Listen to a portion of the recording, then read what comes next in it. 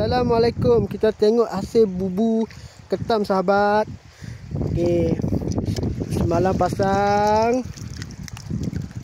Oh, ada ketam satu ekor. Kita tengok bubu kedua. Wah, besar ketan nipah. Sangat besar. Alhamdulillah, rezeki. Kita tengok nombor 3.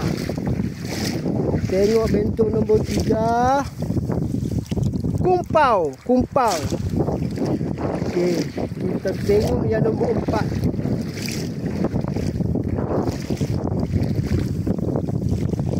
Wah, belangkas ada, ketam nipah pun ada.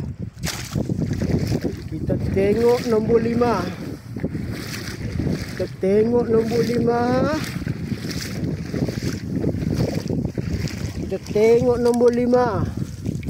Oh, ada 2 ekor. Alhamdulillah. Kita tengok lagi nombor 6.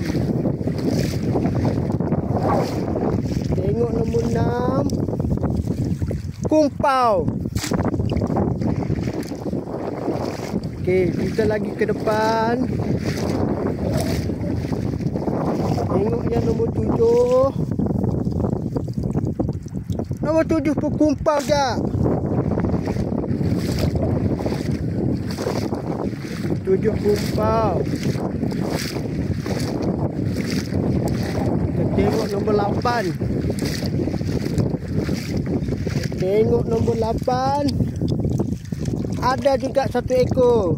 Jantan punya. Kita tengok lagi bentuk nombor 9.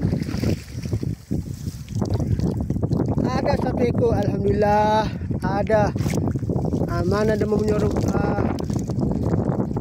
Okey, ada tu sahabat.